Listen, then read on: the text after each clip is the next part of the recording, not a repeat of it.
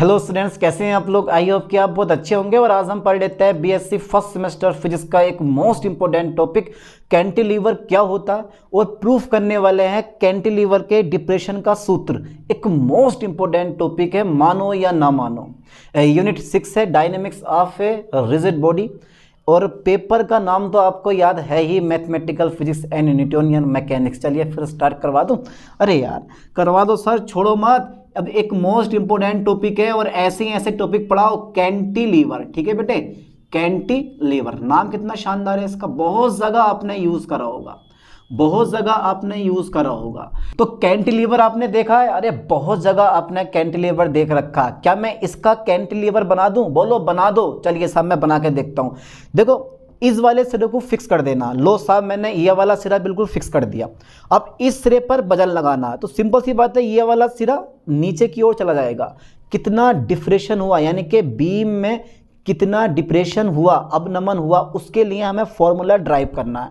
तो समझ में आ गया होगा कैंटिलीवर क्या होता है। तो वह क्षैतिज बीम जिसका एक सिरा फिक्स, यह वाला सिरा फिक्स कर दिया, और दूसरे सिरे पर वजन लगाया जा सके, यानी कि दूसरे स्वतंत्र सिरे पर वजन लगाया जा सके, वही हमारा क्या होता है, कैंटिलीवर कहलाता है। अरे भैया बहुत जगह आप इसका यूज करते आए हो, यानी कि वह क्षैतिज बीम। ओके सर, अरे भैया वह क्षैतिज बीम जिसको कहते हैं दंड, वह क्षैतिज बीम, इंग्लिश में लिख दे दिया हूं मैं, वह क्षैतिज बीम, ठीक है, जिसका एक सिरा, बेटा कैसा होता है, जिसका एक सिरा, ठीक है, जिसका एक सिरा, ठीक है, ठीक है, फिक्स मतलब स्थिर, जिसका एक सिरा फिक्स तथा दूसरा सिरा कैसा होता, दूसरा स्वतंत्र सिरे, यानी कि दूसरे स्वतंत्र सिरा, या फिर दूसरा स्वतंत्र सिरा, यानी कि फ्री, दूसरा स्वतंत्र सिरा भारित किया गया हो, भारित किया गया हो, ठीक है। क्या कहलाता है हमारा, भारित किया गया हो, कैंटिलीवर बीम कहलाता है, कैंटिलीवर कहलाता है। चलिए कैंटिलीवर कहलाता है। ओके, अबे ओके तो बोल दिया करो यार। इतनी सिंपल सी भाषा में मैं आपको पूरे का पूरा कैंटिलीवर समझा दिया, और आप लोग समझ गए होंगे, जिसका एक सिरा फिक्स और दूसरे स्वतंत्र सिरा भारित किया गया हो, यानी कि वजन लटकाया गया हो, क्या कहलाता है हमारा, कैंटिलीवर कहलाता है। क्या ये चीज़ आपको समझ में नहीं आई? अरे आ गई होगी यार, ये छोटी मोटी चीज़ें होती हैं, इनको समझने में क्या रखा है। लेकिन जो अब मैं करवाने वाला हूँ ना, उस पर ध्यान देना है, यानी कि formula of depression of beam, यानी कि बीम के डिप्रेशन के लिए सूत्र, ये ध्यान देना है। डाल दो थोड़ा सा हेडिंग भैया, यानी कि डिप्रेशन, डिप्रेशन का मतलब समझते हो ना, डिप्रेशन मतलब अवनमन, डिप्रेशन ऑफ ए बीम। भैया ये बहुत ज़रूरी चीज़ है, ये बहुत ज़रूरी चीज़ है, ध्यान देना। बस इसके लिए हमें क्या करना है, व्यंजक प्रूफ करना, यानी कि बीम के, ठीक है, बीम के डिप्रेशन यानी कि अवनमन का हमें व्यंजक लेके आना। चलिए देखते हैं कैसा आएगा। सबसे पहले एक फिक्स सिरा कर दो। लो साहब आपके कहने पे मैंने एक सिरा फिक्स कर दिया, ठीक है भैया। लो साहब ये वाला सिरा मैंने फिक्स कर दिया मैंने ये वाला सिरा फिक्स कर दिया। सर आप भी खुश और हम भी खुश। सर अब क्या होगा, सर आप बता दो अब क्या होगा। अब बेटा कुछ भी ना होगा, एक बीम बना के और उसके साथ हम खेल खेलेंगे, ठीक है। ये मैंने एक बीम बना दिया। आप चाह रहे हो ना तो इस बीम को यार थोड़ा डार्क कर लो, बड़ा मज़ा लगता है, अच्छा आता है इस टाइप से, इसको डार्क कर लो, ठीक है। अब ना भी कर सकते हो, मर्जी आपकी, मत करो, लेकिन मैं तो डार्क कर रहा हूँ क्योंकि मुझे अच्छा लग रहा है, और आपका मन करे डार्क कर लेना, वरना मन करे छोड़ देना, ठीक है। इस पर फोकस करना ठीक से, ध्यान से। चलिए ये मैंने क्या कर दिया बेटा, डार्क कर दिया। सबसे लोग सर बड़ी आ गई आपके पास फालतू, इतना डार्क कर रहे हो। अब क्या होगा, जब इस पर आपने यहाँ पे लोड लगाया नीचे की ओर, ये टंग जाओ पकड़ के, ऐसे टंग जाओ नीचे की ओर, टंग गए तो ये यहाँ से बैंड ना होगा। अभी सोचोगे यार यहाँ से बैंड होगा, ये यानी कि बैंड जो होगा वो बेटे यहाँ से होगा, यहाँ से ऐसे कटेगा इतना, ये ऐसे करके ये। अच्छा ये बताओ बात सही है नहीं, ये ऐसे करके थोड़ा सा कट जाएगा। बराबर देना है, डिस्टेंस बराबर मोटा करना है, कभी पतला मोटा कर दो, ये ऐसे करके, ये ये ऐसे करके, ये थोड़ा सा ऐसा हो जाएगा। अच्छा बताओ बेटा ऐसा होगा नहीं होगा? हो जाएगा नहीं हो जाएगा ऐसा? पक्का रे पक्का 100% होगा। तो ये दूसरा ऐसे मुड़ जाएगा, थोड़ा थोड़ा सा ना, ये भैया ऐसे मुड़ जाएगा। लो साहब मैंने इसको ऐसे मोड़ दिया, और आप भी ऐसे ही मोड़ के दिखाना बढ़िया करके डिज़ाइन में कि सर कितना बढ़िया डिज़ाइन बना के दिखा रहे हो। अबे डिज़ाइन ना है, ये मैंने मोड़ दिया, ये बेचारा खुद परेशान है। इस पर से लोड हटा दोगे ना, इस पर से जब लोड हटा दोगे, कौन सा लोड? अभी तो मैंने लोड भी ना लगाया इस पर, भाई लगाया लोड? नहीं लगाया ना, अब लोड लगाया मैंने। अगर ये वाला लोड हटा दोगे इस पे से, इस सिरे पे से, ये जो लगाया है, क्योंकि वजन है, दूसरा नीचे की ओर काम करेगा, ठीक है, करेगा नहीं करेगा नीचे की ओर काम। तो इस तरह से ये वजन लटका पड़ा है भैया। अब ये क्या हुआ कि यहाँ से यहाँ तक का जो डिप्रेशन है वो कितना, मतलब अवनमन है, कितना झुकाव है, ये मानूंगा मैं डेल।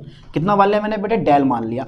अच्छा इसके लंबाई यानी कि ये सिरा कौन सा है? ए है, और ये सिरा कौन सा है बेटे? मेरे पास बी है। अच्छा इसकी लंबाई कितनी होगी बीम की? सर बीम की लंबाई हमें ना पता, सर आप बताओ कितनी लंबाई होगी? एल लंबाई होगी, एल ही तो होगी लंबाई इसकी। चित्र पे थोड़ा ध्यान देना, घबराओ मत यार, जो डर गया वो अपने घर गया। अरे नहीं ऐसा नहीं है, देखो जरा फोकस करना ध्यान से। मान लो पहले, माना, हाँ सर मान लो, आप मानते हो तो माना, ठीक है, ए बी एक क्षैतिज बीम है, माना ए बी एक क्षैतिज बीम है, ठीक है सर, माना ए बी एक क्षैतिज बीम है, ठीक है सर, मान लिया आपने। जिसकी लंबाई कितनी मानी है मैंने? है भैया, जिसकी लंबाई कितनी मानी है सर? अरे लंबाई सर एल मानी है आपने, जिसकी लंबाई कितनी है? एल है, ठीक है, ओके। अभी जरा थोड़ा ध्यान दो लाइन पे बेटा, बाई भी आगा, बिंदु पी भी आगा, एक्स भी आगा, सब आगा, चित्र भी पूरा नहीं बनाया मैंने। तो माना ए बी एक क्षैतिज बीम है जिसकी लंबाई कितनी है? एल है। यहाँ तक हो गया कंप्लीट आपका, ठीक है। सिरा ए फिक्स है, सिरा ए कैसा है? सिरा ए कैसा है बेटा? फिक्स है, सिरा ए फिक्स है, तथा स्वतंत्र सिरे बी पर, स्वतंत्र सिरे काय पर बेटे? बी पर भार, ठीक है, डब्लू लगाया गया है, डब्लू लगाया गया है। और इस भार के कारण जो ये बी है वो कहाँ पर आ गया हमारा? बी डैश पर आ गया, ठीक है। समझ में आया कुछ?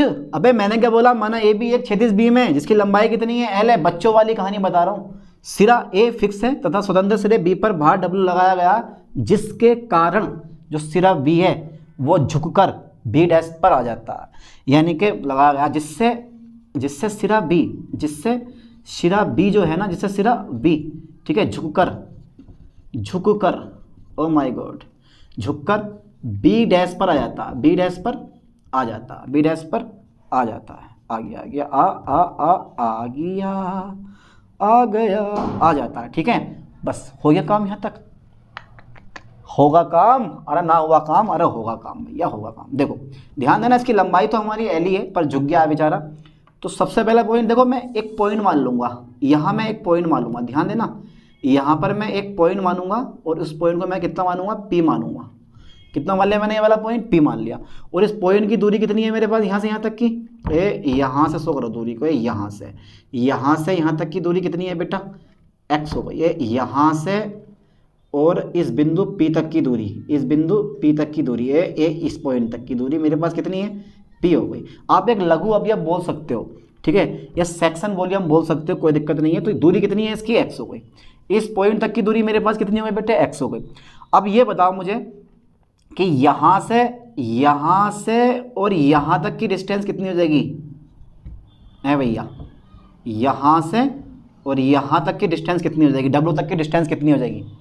जल्दी बताओ। देखो बड़ी दूरी कितनी है मेरे पास? एल हैगी, और यहाँ तक की दूरी मेरे पास एक्स हैगी। तो ये दूरी हो गई मेरे पास एल माइनस के एक्स। दिख रहा है ना आप लोगों को क्लियर? तो ये दूरी हो गई मेरे पास एल माइनस के एक्स। समझ में आया? आइए समझ में, ठीक है, कोई दिक्कत नहीं है। तो बेटा इस पॉइंट के साथ, इस पॉइंट का और इस पॉइंट के साथ जो मेरे पास डिप्रेशन होगा यानी कि अवनमन होगा, उसको मानूंगा मैं कितना? वाई, ठीक है। क्या कितना मान लूँगा मैं? वाई मान लूँगा, स्मॉल वाई मान लिया मैंने, ठीक है। ध्यान देना, फिर बाद में हम क्या करेंगे? वाई को डेल के बराबर कर देंगे और एक्स को कैपिटल, एक्स को स्मॉल एल के बराबर कर देंगे। फिलहाल तो एक छोटा सा अवयव लेके उसके बारे में डिस्कस करेंगे, फिर उसको हम बड़ा कर देंगे, है ना, ठीक है। ये बड़ा है और ये कैसा है? छोटा है, ये ध्यान देना इतना। चलिए आगे देखते हैं चीज़ को। समझ में आ गया यहाँ तक? क्लियर? Okay okay okay. अच्छा बताओ, समझ में आया नहीं आया? आ गया। तो जिसका सिरा बी झुककर बी डैश पर आ जाता, आ गया, ठीक है। तो अब एक पॉइंट पे ध्यान देना, फिक्स सिरे ए से, ठीक है, ठीक है, हो गया यहाँ तक। अब देखो फिक्स सिरे ए से x दूरी पर क्या है हमारा बिंदु P हैगा और इस बिंदु पर क्या होगा, जो बीम का डिप्रेशन है वो कितना मेरा y है, यानी कि फिक्स सिरे ए से लिख दे रहा हूँ मैं, फिक्स सिरे ए से, ठीक है सर, फिक्स सिरे ए से, ठीक है, बिंदु P की दूरी, बिंदु P की दूरी कितनी है बेटे, P की दूरी कितनी है, x है, ठीक है सर। फिक्स सिरे ए से बिंदु P की दूरी कितनी है, x है, तथा बीम का डिप्रेशन क्या है इस पॉइंट पर, चेक करें आप, बीम का डिप्रेशन मतलब अवनमन झुकाव कितना है बेटे, डिप्रेशन है स्मॉल y है। तब देखो, तब इस भार के कारण, ठीक है सर, ठीक है, उत्पन्न वल आघूर्ण, ठीक है बेटा, इस भार के कारण उत्पन्न वल आघूर्ण। अच्छा, फॉर्मूला क्या आगा, WL-X, ओके। अरे यार समझो इस चीज को, WL-X, W भार गुणा, ठीक है, दूरी, तो ये आ गया मेरा बल आघूर्ण, तो WL-X, ओके। चलिए अब आगे देखते हैं, क्योंकि छड़ जो है यहीं से बैंड होना शुरू होगी, यहाँ से बैंड नहीं होगी, कभी सोचो कि यार छड़ यहाँ से बैंड होगी, ठीक है, बीच में से कहीं से बैंड होगी, और उस बिंदु को हमने क्या माना, P माना, जहाँ से ये बैंड होती है, मतलब झुकती है नीचे की ओर, तो W बराबर यानी कि बल आघूर्ण WL-X। अब तुम जानते हो कि साम्य अवस्था में जो बल आघूर्ण, जो बेंडिंग मोमेंट होता है वो बाहरी बल आघूर्ण के बराबर होता है। इस लाइन पे भी ध्यान देना है आपको, यानी कि संतुलन की अवस्था में या साम्य अवस्था में बात एक ही है, तो संतुलन की अवस्था में, ठीक है सर, संतुलन की अवस्था में जो हमारा वंकन आघूर्ण होता है, यानी कि वेंडिंग मोमेंट होता है, ठीक है, लाइन पे ध्यान देना, वेंडिंग मोमेंट जो होता है, वेंडिंग मोमेंट वो बाहरी वल आघूर्ण के बराबर होता है, ये पता होना चाहिए आपको, बाहरी वल आघूर्ण के कैसा होता है मेरे दोस्तों, वल आघूर्ण के बराबर होता है। और पिछले लेक्चर में हमने बीम के लिए बेंडिंग मोमेंट का सूत्र करवा दिया था, तो क्या था बेटे, by I upon capital R equal to WL-X, क्योंकि ये तो हमारा बाहरी बल आघूर्ण आ गया और वेंडिंग मोमेंट दोनों के आपस में बराबर हैं। तो मैंने पिछले लेक्चर में कवर करवाया था कि एक बीम के वेंडिंग मोमेंट का सूत्र जो आता है B बराबर by I upon capital R आता है, जहां Y यंग मॉड्यूलस कांस्टेंट है, I क्या है तुम्हारे पास ज्योमेट्रिकल, ठीक है, मोमेंट ऑफ इनर्शिया होता है, और R4 रेडियाई होती है। ये मैंने सब कुछ लिखवा दिया था, मैं ध्यान देना बेटे, बाई क्या है, यंग प्रत्यास्था गुणांक, आई क्या है, जहां मैं चलो लिख दे रहा हूं इस चीज को भी, जहां आई जो है, आई क्या है, ये बेटे ज्यामितीय, ठीक है, जहां आई क्या है, ज्यामितीय जड़त्व आघूर्ण है, ठीक है, जड़त्व आघूर्ण है, आर वक्रता त्रिज्या है, ठीक है, या अब इसको आप इक्वेशन नंबर फर्स्ट बना सकते हो, हमारी कोई दिक्कत नहीं है, by I upon are WL-X। अब हमें निकालनी है वक्रता त्रिज्या, हमें क्या निकालनी है अब, वक्रता त्रिज्या, यानी कि जो बीम झुका है, यानी कि झुकी हुई बीम की वक्रता त्रिज्या हमें निकालनी है। अरे जो झुकी हुई बीम है उसकी वक्रता त्रिज्या हमें निकालनी है। अब शर्त यह आती है कि झुकी हुई बीम की वक्रता त्रिज्या आर का मान कैसे फाइंड करोगे। चलो ये तो हमने देख लिया कि आई ज्यामितीय जड़त्व आघूर्ण है, बाई जो है हमारा वो यंग प्रत्यास्था गुणांक है, आप लिख सकते हो सूत्र ये भी कि यंग प्रत्यास्था गुणांक है, कोई दिक्कत ना भी लिखोगे तो यंग प्रत्यास्था गुणांक है, ओके। अच्छा सर आर क्या है, आर झुकी हुई बीम की वक्रता त्रिज्या आर है, और इस आर का मान और निकालना है अब आपको, और आर का मान रख के हम सवाल सोल्व कर लेंगे आ जाएगा। अब आर का मान निकालने के लिए पहले ये तो बताओ, दिमाग तो लगाओ मेरे दोस्तों कि आर होगी कहाँ, वक्रता त्रिज्या होगी कहाँ बेटा, एक पॉइंट देखो ध्यान देना, जब मैंने ये वाली छड़ यहाँ ऐसे करके मोड़ी है तो इसकी वक्रता त्रिज्या कहीं पर यहाँ होगी, यानी कि यहाँ होगी, और यहाँ से यहाँ तक की जो डिस्टेंस होगी वो मेरे पास कितनी हो जाएगी, आर हो जाएगी। अबे गोला बनाओगे तो ऐसी तो बनेगा, त्रिज्या तो मतलब वक्रता त्रिज्या तो समझते हो ना चीज को, तो यहाँ से यहाँ तक की डिस्टेंस हो जाएगी, तो इस पॉइंट से यहाँ तक की डिस्टेंस जब घूमेगा तो वही तो हमारी वक्रता त्रिज्या होगी, एक वृत्त बनेगा, उस वृत्त की जो त्रिज्या होगी वही हमारी वक्रता त्रिज्या होगी। चलिए मैं इसको हटा देता हूँ, इसको मैं हटा देता हूँ, लाइन पे ध्यान देना, इसको भी मैं इरेज कर देता हूँ, समझ गए होगे इस चीज को। तो आर कहाँ पर आएगा, लाइन पे ध्यान देना, मैंने शो नहीं करा, आर इस पॉइंट से यहाँ कोई पॉइंट होगा और यहाँ तक की डिस्टेंस होगी। चलिए यानी कि झुकी हुई बीम की, झुकी हुई, ठीक है, झुकी हुई बीम, ठीक है, झुकी हुई बीम की वक्रता त्रिज्या, ठीक है, झुकी हुई बीम की वक्रता त्रिज्या निम्न सूत्र द्वारा, वक्रता त्रिज्या आर, ठीक है बेटे, झुकी हुई बीम की वक्रता त्रिज्या आर निम्न सूत्र द्वारा ज्ञात की जाती है, निम्न सूत्र द्वारा ज्ञात की जाती है। सर सूत्र बताओ जल्दी फटाफट से, ये सब फॉर्मूला कौन सा है? अबे फॉर्मूला कौन सा है यार, इतने छोटे छोटे फॉर्मूले भी आपको याद नहीं होते। इसका फॉर्मूला होता है आर बराबर, ठीक है, 1 प्लस dy अपॉन dx। तो ये क्या है मेरे पास, ये क्या छड़ का झुकाव है, dy अपॉन dx। और बेटा इसका मैंने क्या कर दिया, स्क्वायर लगा दिया, ठीक है, और फिर मैंने क्या काम करा, 3/2 लगा दिया, और अपोन में मेरे पास कितना आ जाएगा साहब, d² अपॉन dx² आ जाएगा। अब आप जानते हो यदि छड़ का झुकाव dy अपॉन dx, यदि छड़ का झुकाव यानी कि स्लोप dy अपॉन dx बहुत कम हो तो, ध्यान देना, यदि छड़ का झुकाव, यदि छड़ मतलब बीम, ठीक है, बीम का झुकाव कैसा हो, बीम का झुकाव यानी कि dy अपॉन dx, ठीक है, कम हो तो, dy अपॉन dx कम हो तो, कम का मतलब कि dy अपॉन dx 1 से बहुत बहुत कम हो तो dy अपॉन dx को हम छोड़ देंगे, क्योंकि 1 से बहुत बहुत छोटा, ऊपर 1 रह जाएगा, 1 की पावर 3/2 हो जाएगा, 1 की पावर 3/2 मतलब 1। अरे यार 1 मिनट हो जरा, पहले यहाँ तक का आपने स्क्रीनशॉट ले लिया, ठीक है। अब एक चीज़ पे ध्यान देना, y को मैं बाद में डेल के बराबर करूँगा और x को मैं बाद में l के बराबर करूँगा। बाकी अब हमारा चित्र में ज़्यादा कोई मेहनत हमें करनी है नहीं, ठीक है, कर दे रहा हूँ मैं इसको इरेज। स्क्रीनशॉट ले लो यहाँ तक का, बढ़िया करके ले लिया होगा आप लोगों ने, ठीक है। चलिए चित्र में रहने दे दिया हूँ, क्योंकि चित्र अभी थोड़ा काम में आएगा यार, ओके, चित्र थोड़ा सा अभी काम में आएगा, इसलिए जो है कि मैंने चित्र इरेज नहीं किया, ठीक है। हो गया यहाँ तक कंप्लीट हो। तो ये जो r है इस समय मेरे पास r वो कितना हो जाएगा बेटे, 1/, ठीक है, d² अपॉन dx² हो जाएगा। अच्छा हो जाएगा नहीं हो जाएगा, जल्दी बताओ मुझे, सोच लो, हो गया, ठीक है, क्योंकि ये इसका मान 0 हो गया, ये हो जाएगा 1 अपॉन d² अपॉन dx² हो जाएगा, यहाँ पे स्क्वायर आ जाएगा मेरे पास, ठीक है। इसको जो है अपोजिट कर दो, उल्टा कर दो, 1/r, तो उल्टा करोगे तो ये d² अपॉन कितना हो जाएगा बेटा, dx² हो जाएगा। अब समीकरण 1 से ध्यान देना, समीकरण 1 से मैं क्या करने वाला हूं, अब जल्दी बताओ, समीकरण 1 से जहां पर 1/y है, जहां पर 1/y है, वहां पर जहां पर 1/r है, वहां पर d² अपॉन dx² मैं रख दूंगा, ठीक है। तो ये मेरे पास y और इंटू d² अपॉन dx² बराबर हो जाएगा मेरे पास WL-x, ओके।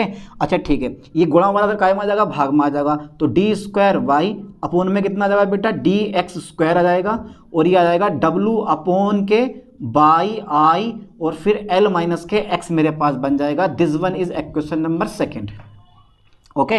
समझ में आया, मैंने कुछ नहीं करा, बस 1/r का मान उठा के 1/r की जगह लगा दिया है, तो y अलग, d² अपॉन dx² अलग। अब गुणा वाला हमारा भाग में आ गया, ये फॉर्मूला हमारा बन के तैयार हो गया, ठीक है। 1/r कितना सा, 1/r, r क्या था, झुकी हुई बीम की वक्रता त्रिज्या, जो कि मैंने बता दी क्या होती है। चलिए अब आगे देखते हैं, अभी आगे देखते हैं। अब क्या कर दोगे, दोनों पक्षों का समाकलन कर दो, दोनों पक्षों का समाकलन कर दो, कर दें, करना तो आता है ना यार, कैसे करोगे वो भी हम देखते हैं। देखो एक पॉइंट मैं आपको बता दूं पहले कि समाकलन कैसे करोगे। जो ये d² अपॉन dx² है, इसको आप लिख सकते हो d अपॉन dx और dy अपॉन dx। क्या आप इसको ऐसे लिख नहीं सकते हैं भैया, इसको आप लिख सकते हो इस तरह से, ठीक है। तो मैं इसको कुछ ऐसे कर दे रहा हूँ, d, चलो कट दो, छोड़ो, दोनों पक्षों का समाकलन करने पर शॉर्ट मार दे रहा हूँ, दोनों पक्षों का समाकलन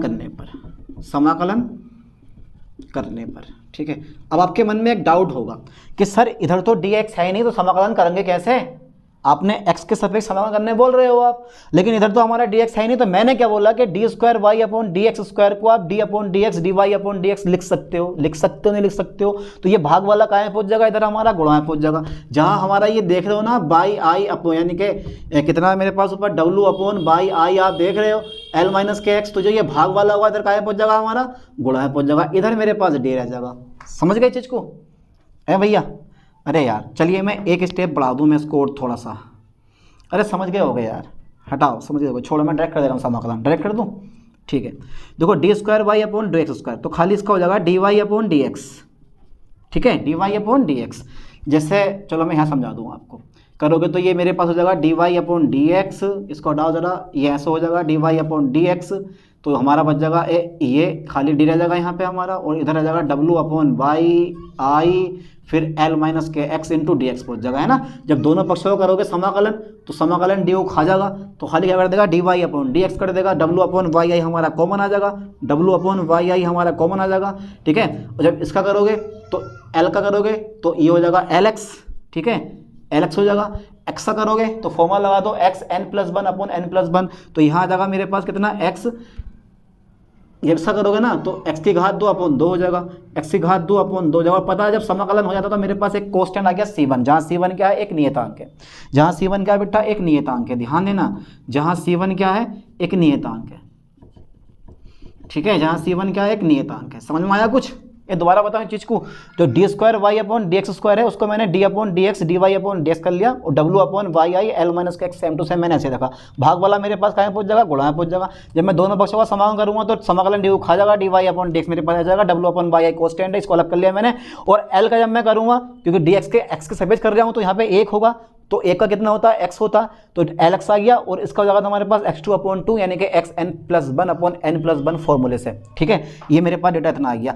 अब बिंदु m पे पहुंच गए हम, फिक्स पॉइंट a पर पहुंच गए। अरे भैया जब फिक्स पॉइंट a पर पहुंचोगे ना तो यहाँ कोई डिप्रेशन है, ना तो यहाँ कोई x है, ना यहाँ dy अपॉन dx है, सबके सब कैसे होंगे, 0 होंगे। यानी कि बिंदु m पर, चला पहले यहाँ तक का बिंदु a पर, पहले यहाँ तक का स्क्रीनशॉट ले लो, ले लिया होगा आप लोगों ने, ठीक है। चलिए मैं इसे इरेज कर देता हूँ, क्योंकि इसका अब हमारे पास कोई काम नहीं है मेरे दोस्तों, ठीक है। आ रहा ना मज़ा पढ़ने में, अरे ऐसी मज़ा पढ़ने में आना चाहिए आप लोगों को, आप खुश तो हम भी खुश, ठीक है। चलिए मैं आगे देखता हूँ। देखो बिंदु ए पर आ गए हम, ठीक है सर, बिंदु ए पर आप पहुँच गए हो गुस्से में, पर सर बिंदु ए पर पहुँचने के बाद कुछ हल तो ना निकला। अबे क्यों ना निकलेगा नालायक को, ऐसा निकलेगा। बिंदु ए पर हम पहुँच गए सर, ठीक है। तो बिंदु ए पर क्या क्या 0 होगा इसमें से, ठीक है। एक्स का मान तो 0 है ही हमारा, ठीक है, और एक्स का मान 0 हो गया हमारा, ठीक है। और बेटा और मेरे दोस्त D Y upon D X भी कितना होगा मेरे पास, 0 हो जाएगा, इस पर कोई डिफ्रेक्शन नहीं होगा, ये मेरे पास 0 हो जाएगा, ठीक है। काय पर, बिंदु ए पर, ठीक है, लाइन पे ध्यान देना। अच्छा और क्या 0 होगा, और मेरे पास क्या 0 होगा, अरे यही 0 कर दो, दो चीज़ें 0 कर दोगे तो अपना सारा टर्म कैसे हो जाएगा, मेरे पास 0 हो जाएगा। चलिए स्मॉल वाई मेरे पास कितना हो जाएगा, यहाँ पे 0 हो जाएगा। चलिए मैं इस फॉर्मूले में रखता हूँ D Y upon D X, D Y upon D X, ठीक है।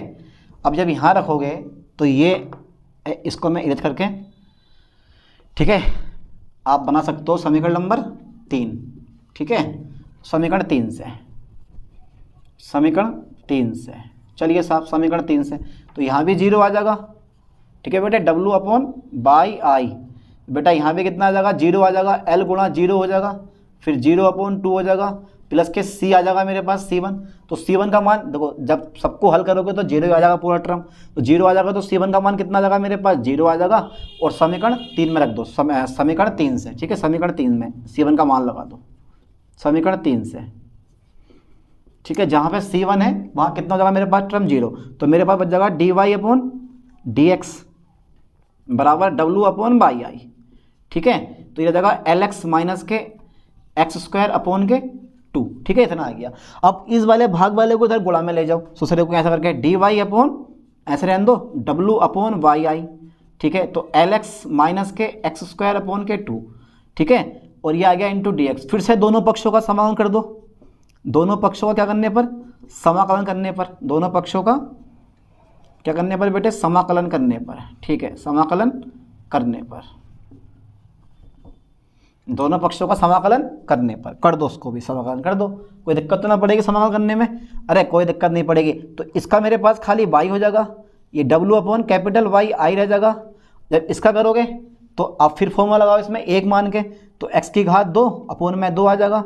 फिर फॉर्मूला लगाओ बेटे, x की घात 2 है तो 3 आ जाएगा तुम्हारे पास, ठीक है, 2 + 1 3 हो जाएगा, और नीचे आ जाएगा 3, तो 3 दूनी 6 हो जाएगा, और प्लस के फिर से मेरे पास कॉन्स्टेंट एक c2 आ जाएगा, ठीक है। फिर बिंदु m पे पहुँच जाओ, मतलब बिंदु ए पे पहुंच जाओ, तो बिंदु ए फिक्स है बिंदु ए पर, ठीक है। जो x होगा वो कितना होगा, 0 होगा, y कितना होगा मेरे पास, ये भी 0 हो जाएगा, और D Y upon D X भी कितना हो जाएगा बेटे मेरे पास, 0 हो जाएगा, ठीक है। इसमें D Y upon D X मेरे पास कितना होगा, 0 हो जाएगा, ठीक है। टर्म पे ध्यान देना, इस टर्म पे ध्यान देना भैया, बहुत लंबा मैटर है। ओके ओके ओके, ठीक है, मैंने यहाँ तक कर दिया क्लियर, कोई डाउट तो नहीं है यहाँ तक करने में, ठीक है। तो अब मुझे क्या करना है, देखो जहाँ y है वहाँ मैं 0 लगा दूंगा, x है वहाँ मैं 0 लगा दूंगा, क्योंकि dy/dx है नहीं तो 0 तो होने का कोई चांस ही नहीं है। तो मैंने इसको हटा दे दूंगा, इसका कोई काम नहीं है हमारे पास, बस खाली इसको लिख दे रहा हूँ मैं, ये खाली 0 हटाओ जरा इसको अब। ठीक है, इसको मैंने क्या कर दिया बेटा, इरेज कर दिया, क्योंकि इसका अब हमारे पास कोई काम नहीं रहा है। चलिए, जहाँ पर क्या है, जहाँ पर y है वहाँ मैंने 0 लगा दिया। ठीक है, w/yi मेरे पास ऐसे रह जाएगा, जहाँ l है वहाँ मैंने 0 लगा दिया, तो ये सब 0/2 हो जाएगा, यहाँ भी सब 0/2 हो जाएगा। तो ये मान आ गया मेरे पास किसका, C2 का। तो C2 का मान कितना लगा आया बेटा, 0 आ गया। ठीक है, जहाँ C2 है वहाँ क्या लगा दूंगा मैं, 0 लगा दूंगा। तो w/ मेरे पास कितना हो जाएगा, छोटा वाला y बनाना, ठीक है, बड़ा y क्योंकि इधर आएगा यंग मॉड्यूलस कांस्टेंट। तो ये आ जाएगा मेरे पास lx² अपॉन में कितना जाएगा बेटे, 2 आ जाएगा, और यहाँ कितना आएगा मेरे पास x3 आएगा, और अपॉन में कितना जाएगा मेरे पास 6 आ जाएगा। ठीक है, ये मेरे पास मेन फार्मूला आ गया। यही क्या है हमारा, इस फॉर्मूले को हम ब्रैकेट में बंद कर देते हैं। और यही क्या है मेरे पास, बीम के यानी कि फिक्स पॉइंट ए से, ध्यान देना, फिक्स पॉइंट ए से x दूरी पर बीम के डिप्रेशन का सूत्र है। ये क्या चीज़ है बेटे, ये है फिक्स पॉइंट ए से, ठीक है, x दूरी पर बीम के, ठीक है, डिप्रेशन यानी कि अवनमन, डिप्रेशन का क्या है, सूत्र है। ओके, समझ में आया कुछ। तो ये फिक्स पॉइंट ए से x दूरी पर बीम के डिप्रेशन का सूत्र है। अबे आप डिप्रेशन में मत चला जाना, तो ज़्यादा डिफिकल्ट तो नहीं लग रहा है ना इस चीज़ को, सिंपल सी चीज़ है, बहुत ईजी चीज़ है। तो मैंने 2 बार तो समाकलन करा है और समझ गया हो गया मैंने कैसे समाकलन करा दोनों बार। ठीक है, चलिए आगे देखते हैं। अब मान लो कि अगर मेरे पास ये जो x है ना, मैंने बोला कि यहाँ से यहाँ तक की दूरी मेरे पास x है, अगर ये वाला x इस l के बराबर हो, x बराबर l, तथा जो मेरे पास स्मॉल y है वो किसके बराबर हो, डेल हो, तो डेल के बराबर हो, तो जहाँ पर y है वहाँ मैं क्या लगा दूंगा, डेल लगा दूंगा। ठीक है, w/yi मेरे पास ऐसे हो जाएगा। ठीक है, जहाँ पर x है वहाँ क्या लगा दूंगा मैं, l लगा दूंगा, तो l का स्क्वायर हो जाएगा मेरे पास, फिर यहाँ पे l/6 हो जाएगा। अच्छा बेटा, यहाँ पे कोस्टेंट मिल गया है आपको, w/yi, ठीक है, l/q हो जाएगा। ये कितना हो जाएगा बेटे, l/q, मैं एलसीएम ले लूँगा कितना, 6, 2 × 6 3 l/q माइनस के कितना जाएगा मेरे पास, l/q। ठीक है, अब कितना जाएगा मेरे पास, बराबर के मैं यहाँ पे कर दे रहा हूँ चीज़ को, चलो मैं यहीं कर दे रहा हूँ क्योंकि गड़बड़ हो जाएगी यार, सर बोलोगे कहाँ से कहाँ कर दिया आपने। इसका स्क्रीनशॉट लेके मैं इसको इरेज कर देता हूँ। ठीक है, इस पॉइंट को मैं इरेज कर देता हूँ, तो इतने आ जाएगा। ठीक है, अब 3l/q में से l/q घटाओ, कितना बचेगा मेरे पास, 6, तो ये आ जाएगा बेटा डेल बराबर कितना का, w/i। ठीक है, तो ये हो गया मेरे पास 2l/q अपॉन कितना है, 6, भाग कर लो, 2 × 6, तो डेल बराबर आ गया मेरे पास w यानी कि WL/q अपॉन 3yi। ठीक है, ये मेरे पास लास्ट फॉर्मूला मैंने निकाल दिया। ठीक है, कर लोगे ना ऐसे ही। तो ये इतना सा छोटा सा कैंटिलीवर जिसको आप करने से इतना डर रहे थे, कितनी छोटी चीज़ है और कितनी ईजी चीज़ है, समझ में आ गया, कर लोगे। चलिए मिलते हैं नेक्स्ट वीडियो में नेक्स्ट लेक्चर के साथ। थैंक्स।